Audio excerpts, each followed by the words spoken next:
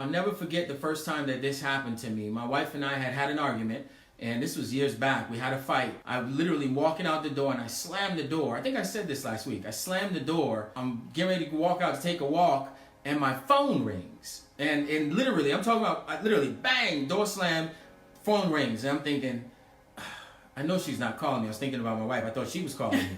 And I'm like, I know she's not calling me. I don't want to talk to her right now because I'm going to say something I'll probably regret. And I looked at my phone, and it was my ex-girlfriend.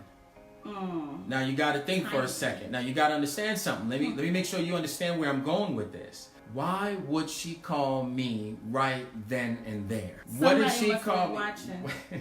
Why didn't she call me an hour earlier? Why didn't she call me the day before? Right. Why didn't she call me 2 months before? Why did she call me within a minute of slamming the door, walking out, upset at my wife? Why then? I want you all to see what I mean by connecting the dots. Because what if I wasn't aware of this? What if mom didn't talk to us about, hey, don't just teach your kids about God, teach them about the devil too. What if we weren't aware that every time we give ourselves a green light, Satan's job is to give a red light? What if we weren't aware? You see, it's easy in that moment to pick up the phone and say something like, you couldn't have called at a better time. I need a friend right now. And this is how people get caught up. A year later, 6 months later, 9 months later, 9 months, baby. Things happen. So my point in sharing this, ladies and gentlemen, is kind of to give us some type of reference point, right? Because we can talk about philosophies, we can talk about theories, we can talk about concepts, and that's fantastic because we do that a lot here. But we need to ground them in real life examples so that you can get the point and apply it to your own life. I bring that story up not to criminalize our situation or, brag or whatever you may think. It's none of those things, but more so just to equip you, just to arm you for what may happen. So let's pay attention to these things, y'all. When she says he desires to sift us as wheat, here's the thing I know. In order to sift wheat, you got to have the right equipment. That's right. In order to sift wheat, you need to know what you're about to do. In fact, in order to sift wheat, you need to know about the wheat.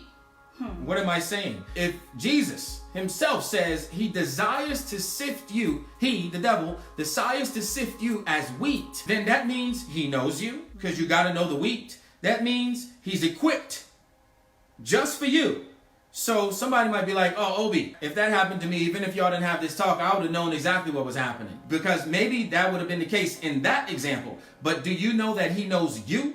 So for you, he's going to tailor-make your sin, your temptation to you. He's going to make it fit your body. Because see, what may work for me is probably not going to work for you. What may work on you may not work on me. So if he knows you, he's equipped for you, and is ready to sift you like wheat, you know what that means? It's going to look like the perfect thing that you need in that moment. He's tailor-made it just for you. Wow.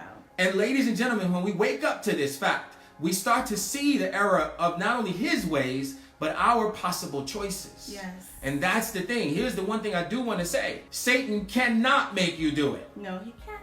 That's the one thing that God did do with this, the way he structured this universe, is that he does not allow him to just run rampant. He still needs your permission. So Satan, all he can do is get real close. So if this is making you do it, the closest he can get is right here. That's right. That's called temptation.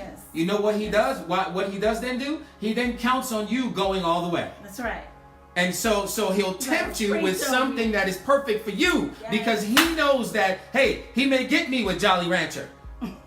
But he tried to use the Jolly Rancher on you. You say, man, I don't even like Jolly Rancher. See? Now you go the opposite direction. But if you say you like what? Gummy bears. So he's going to tempt you with gummy bears. So he's going to cater it to you so that your temptation, you can go the rest of the way. Basically, you can give him permission. That's right.